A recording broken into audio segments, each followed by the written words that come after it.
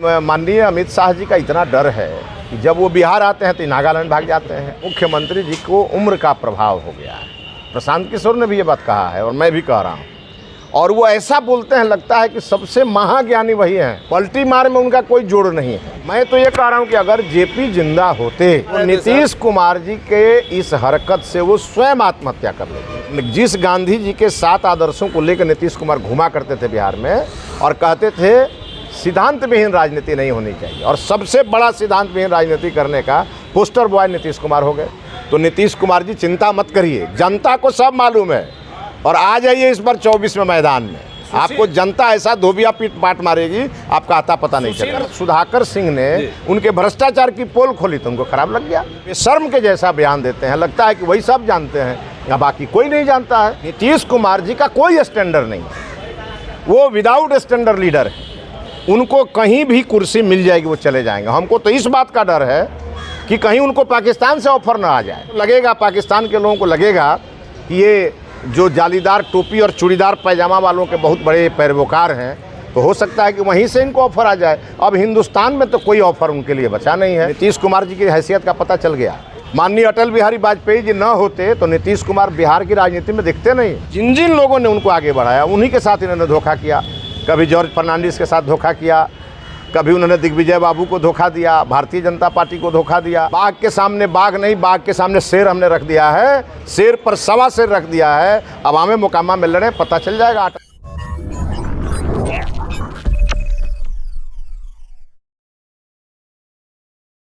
नमस्कार, आप देख रहे हैं ब्रेकिंग बिहार। अभी हम हैं बीजेपी ऑफिस में और बीजेपी के कद्दावर नेता मिथिलेश तिवारी हमारे साथ हैं। इनसे बात करेंगे गोपालगंज और मोकामा में जो उपचुनाव हो रहे हैं, साथ ही साथ जयप्रकाश नारायण को लेकर के जो बिहार में राजनीति हो रही है। कल आपको पता है कि बिहार में गृह मंत्री अमित शाह आए थे और मुख्यमंत्री नीतीश कुमार नागालैंड में जेपी की जयंती मना रहे थे। क्या कुछ कहेंगे सर सबसे पहले चुनाव को लेकर?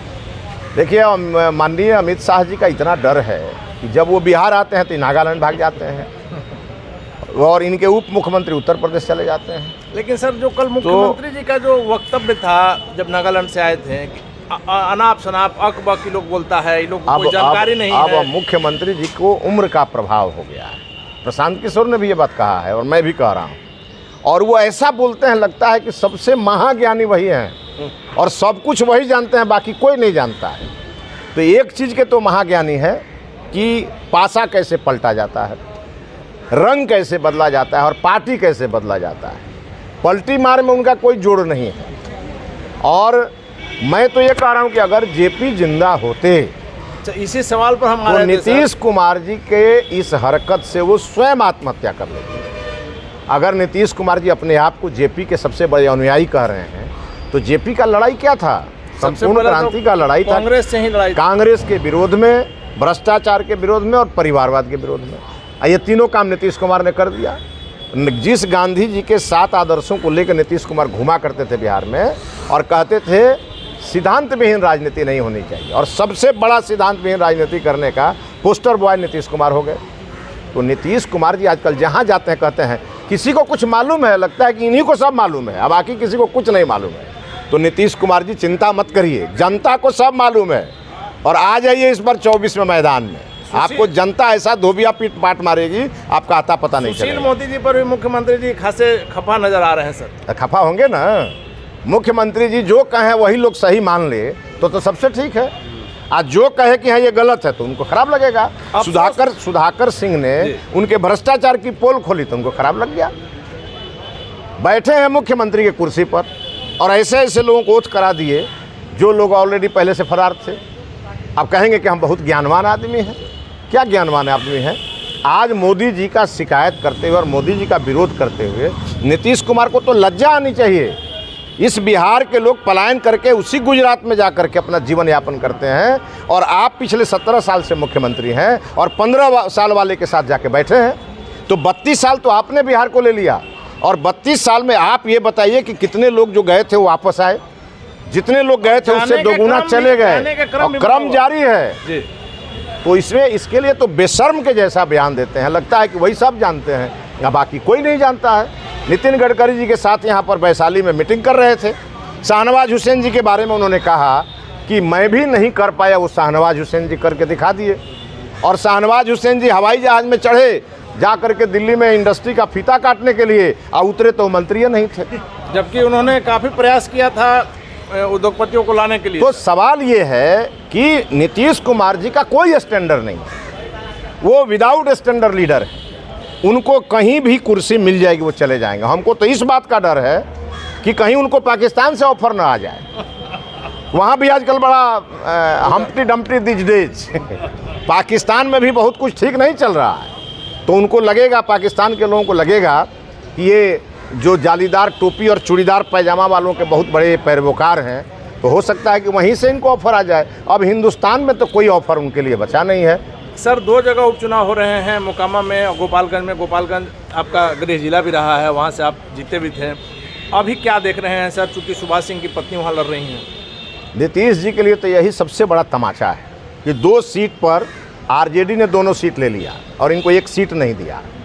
तो नीतीश कुमार जी की हैसियत का पता चल गया, 1 सीट नहीं ले पाए आरजेडी से। लेकिन अफसोस लगता है सर, आप लोग छोटे भाई की भूमिका में थे और नीतीश कुमार बड़े भाई में, और आरजेडी यहाँ बड़े भाई की भूमिका। देखिए, हम लोगों का दिल बड़ा विशाल है। हम लोगों ने उनको तब बनाया सीएम का कैंडिडेट जब उनकी कोई हैसियत नहीं थी। माननीय अटल बिहारी वाजपेयी जी न होते तो नीतीश कुमार बिहार की राजनीति में दिखते नहीं। लेकिन जिन जिन लोगों ने उनको आगे बढ़ाया, उन्हीं के साथ इन्होंने धोखा किया। कभी जॉर्ज फर्नांडिस के साथ धोखा किया, कभी उन्होंने दिग्विजय बाबू को धोखा दिया, भारतीय जनता पार्टी को धोखा दिया। अब गए हैं लालू जी के साथ, और इस फेरा में गए हैं कि लालू जी जाके कांग्रेस पार्टी से बात करके उनको महागठबंधन का चेहरा बना दें। अरे चेहरा उसको बनाया जाता है जिसका कोई चेहरा होता है।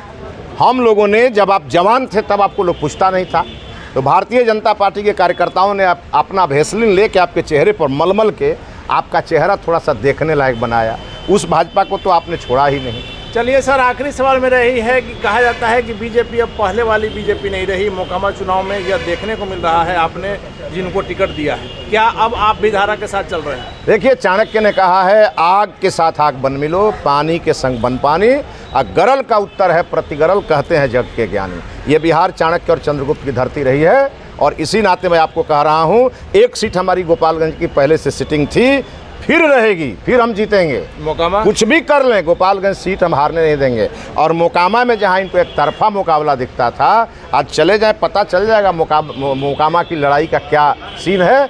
लोगों के मन के अंदर भारतीय जनता पार्टी है। 27 वर्षों के बाद कमल फूल का वहां पर चुनाव चिन्ह गया है। लोग उतावले हैं वहां पर भारतीय जनता पार्टी को जिताने के लिए, और लड़ाई के लिए जिस प्रकार की लड़ाई वो लड़ेंगे, उस प्रकार का कैंडिडेट हम लोगों ने मोकामा में खड़ा कर दिया है। सामने बाघ रख दिया है। बाघ के सामने बाघ नहीं, बाघ के सामने शेर हमने रख दिया है। शेर पर सवा शेर रख दिया है। अब हमें मोकामा में लड़े, पता चल जाएगा आटा दाल का क्या। चलिए, तो शेर के सामने सवा शेर रख दिया है, बाघ के सामने शेर रख दिया है। और उपचुनाव में बीजेपी की चूंकि यह अपने तरफ से पहली बार मोकामा में लड़ रही है, तो यह देखना काफी दिलचस्प होगा कि मोकामा की लड़ाई खास करके क्या होती है। खबरों के लिए आप बने रहें ब्रेकिंग बिहार के साथ।